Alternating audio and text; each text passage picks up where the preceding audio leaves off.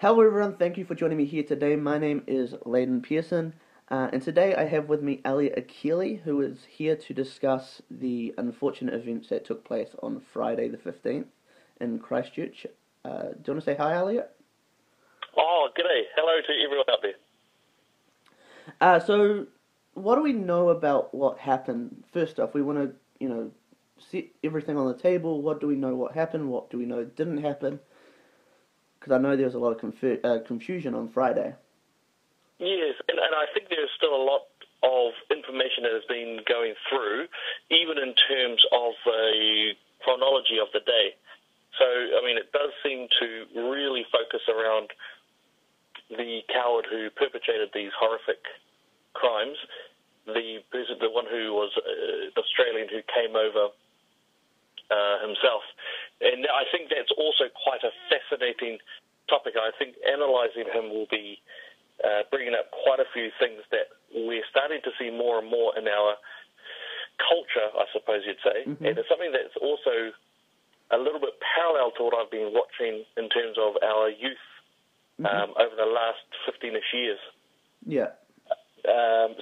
So we know that very sadly, and I think it's no longer 49, I believe it's 50 now. Yeah. People have lost their lives, and there's children amongst them. The absolutely little children. And I think that got me a little bit teary a few times, thinking about my own children as well. And we start the Monday, and those people will no longer be there. Those discussions, how was your Friday? How was your weekend? Those discussions will no longer exist for them. Yeah, Their families are just going to remind of that, especially on considering that my understanding is that last Friday was actually quite a sacred day for those families. And so now every time they have those days, they're going to remember this horrific event. Yeah, absolutely. There's been a lot of misinformation, I believe, that's gone around the media. And I don't even think it's necessarily by them not knowing or anything. I think it's them trying to put a narrative which is even sadder in this kind of what's happened. And it's like, I don't want to talk about, what we do from here for the next couple of days. I want to wait probably a week and then we can talk about what we do from here. But the media has, I believe, started as soon as it happened. He was a right winger, which Agreed. If you read his manifesto, firstly, it's clear he's not. He is an eco-fascist, which is not a right-wing ideology. And I'm not saying this to blame the left or anything. I'm just saying, how about we stop trying to blame other people? Like, I've heard, it was the right, it was Candace Owens, it was the Republicans somehow. They're all in America, right? And then I've heard also it was the Muslims themselves. I'm like, why can't we just blame the guy who perpetrated the act? Yes, yeah, and it was actually quite despicable what we did see. We saw a very active exploitation of this horrific event for political gain, and I thought that was just incredibly, not just disrespectful, but really despicable. Because right at that time, what we should have been doing is mourning, leveling anger towards the coward, and just being together, really helping out, and just really feeling the pain in our hearts. That's what we should have been doing, rather than seeing that we saw a lot of people actually just using it to attack another group who had nothing to do with that group. So they were attacking innocents over it. Right, exactly. I think in terms of the manifesto itself, actually it's quite indicative, and it's something that I've actually seen more and more, and I've seen it a lot with our youth, because when we refer to the whole left and right, and he identifies as a fascist, and he also brings up his absolute love for the governments of China and North Korea in terms of how they do things. I don't even think he was left-wing per se either. What I went through, and I went through that manifesto a number of times, and I've seen parts of the original ones, his thoughts, the 200 plus pages thoughts. I think that the variables that we need to answer with him is, firstly, his relationship with his father, because his father died, and I think his father died when he was 49, about 10 years ago. Mm-hmm. That seems to have pushed this coward into going overseas using the inheritance money. Yeah. And he passed away, and he passed away, I believe, in his late teens, in the coward's late teens anyway. So we can see that actually would affect him quite a lot. But the big variable for me is, okay, I want to know the family structure growing up until he was about 17-ish or even further. And I want to know what his relationships were like, especially with him and his parents or his mum and or father. That's really one of the big things, and it's something that I always look for when I look at someone who's done something terrible. Now, what we can see, however, is in his rantings, and I won't call them ramblings, actually. I'll call them rants, definitely, but not ramblings, because there is a thought pattern here. The problem with it is that it doesn't actually show an objective code, an objective morality, a motivation from somewhere. For example, if you look at your average jihadist terrorist, they will have an objective morality, and it could be the Islamic teachings as interpreted by al-Baghdadi, in ISIS. Mm-hmm. So you could actually have it that there is a code there that they adhere to. But looking at the manifesto, you don't actually get that picture. It looks as if he's plucked out things that give him a sense of what we might refer to as order, but they're very, if you look at it overall, they're very hypocritical, disjointed, but again, not rambling. He has thought out things, not in a very good way, but he has thought things out. Mm-hmm. And so this relates because when I parallel it with some of the young people who I've worked with, they also have a very similar pattern where they've taken on aspects of rap stars. They take on the perceived values of rap stars via rap music, and then they will group it together. And so they'll have this idea of calling people wifey, having a love for their mums, but at the same time being viciously misogynistic to female girls who they come into power with. Mm-hmm. There's a disjointed nature of it. And the reason being, or at least the reason that I've seen so far that I've paralleled with this guy, is that there is no base structure or meaningfulness, I suppose, if that's a word. Yeah. There seems to be no lack of meaning attached between this person and the world in which they are. And I think what you're looking at is a guy who won't care. He won't care if he is hated or loved or liked or laughed at or joked with. I think you're going to find that this person won't care what is put forward. And I guess the word I'm looking for is nihilistic, a true utter form of nihilism. And I think it's actually something which has been crossing the Western culture for the recent time. I think it's only been the last decade-ish that I've seen it. And why I would say that is 15 years ago, when I dealt with youth who had beaten up elderly people, older people, they would cry immediately as soon as they were discovered and they were brought to a place.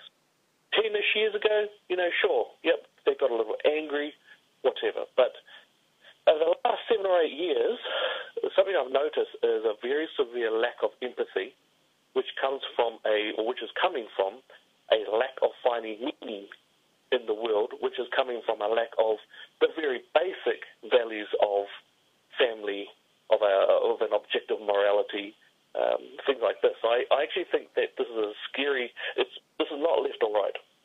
No. This is meaningless. Well, that's what I first was thinking, but I'd say it more aligns with the left. Just the only reason I did that wasn't to blame the left at all. It was to show, hey, you shouldn't be blaming the right. Oh, totally. Yeah. But no, I absolutely agree. I think the political spectrum doesn't go in like a linear mode. It's more of a circular. And so I'd say he's more in the centre, but it's not the centre which we normally know. It's what would be the merging point between the left and the right on the far left and right.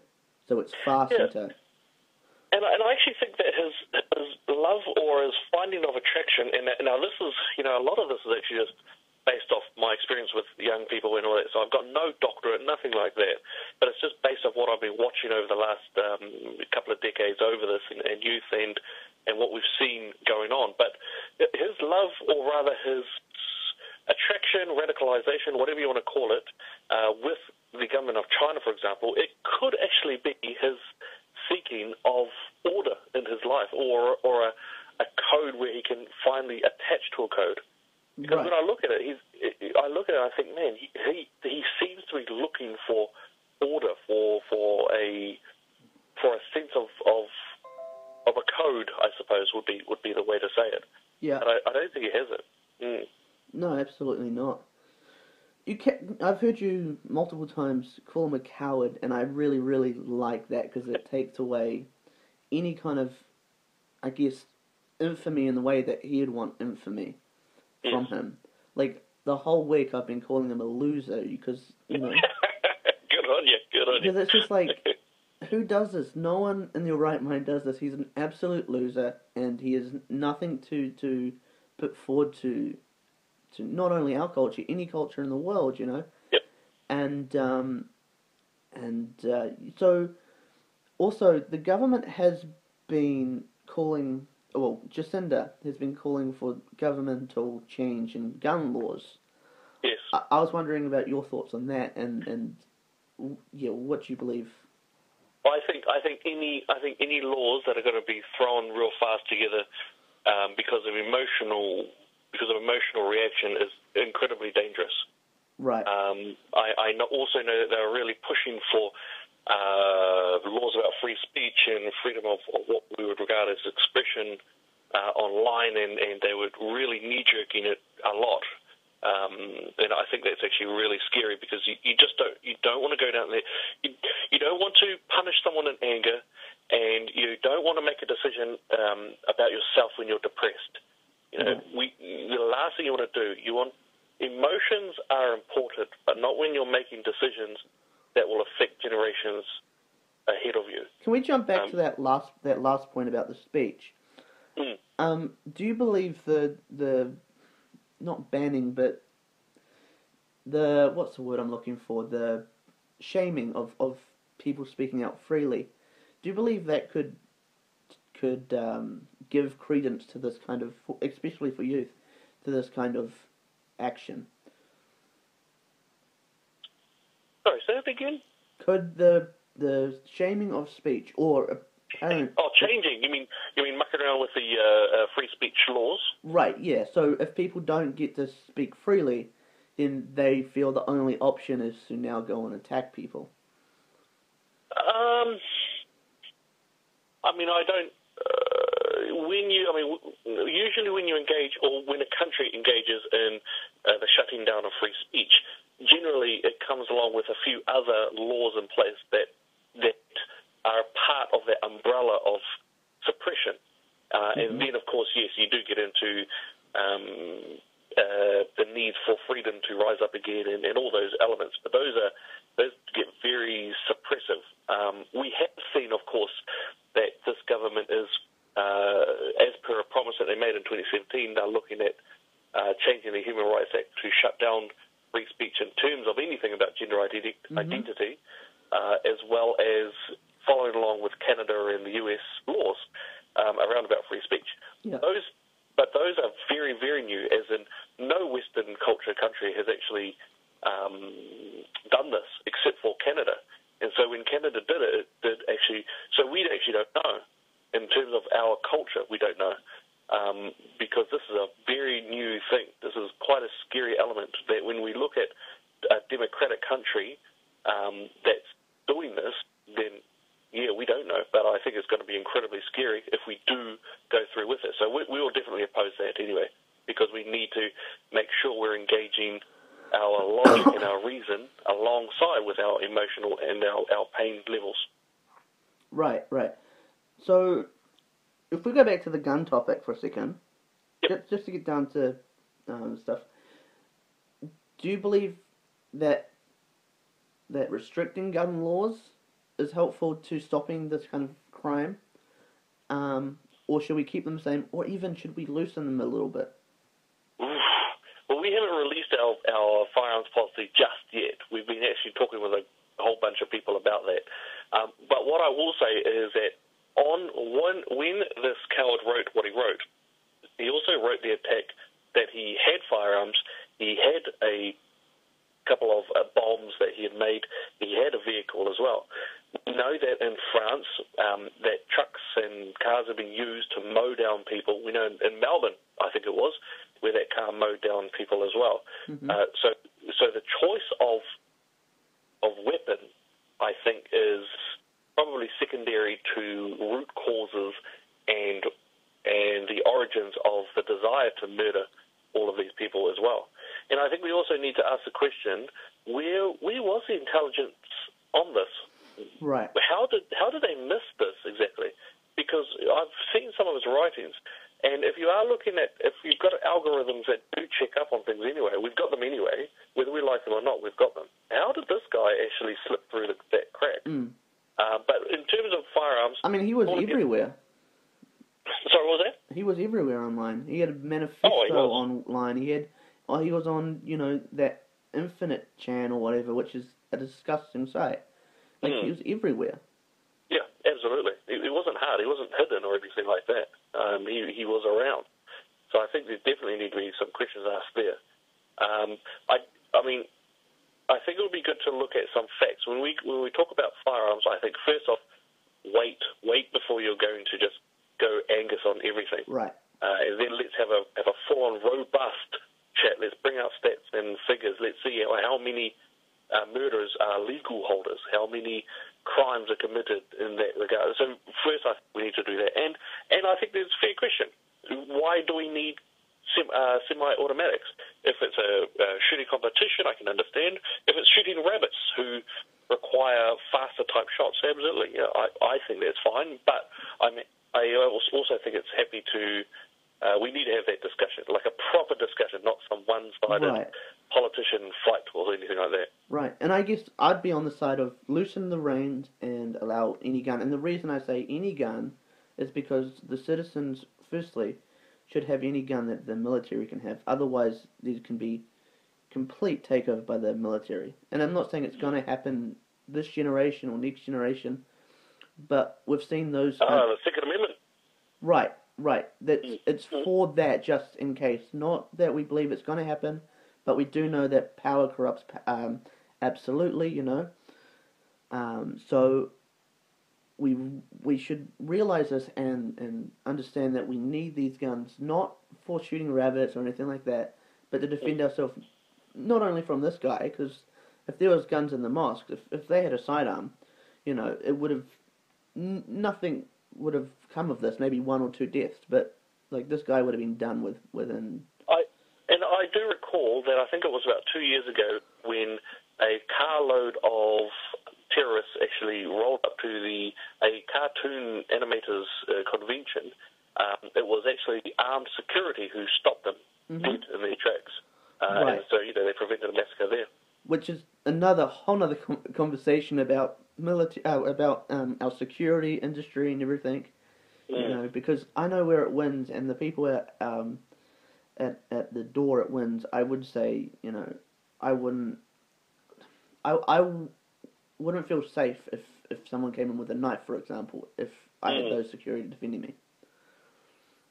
Yeah, I think we do. Yeah, perhaps it is a good time to actually have a proper discussion about all of these issues. But I think that's the important one, though, is that we have to be balanced, robust, and actually not allow emotions to flow through, but to actually have a look at really strongly. Let's look at the whole thing. Right, and I agree.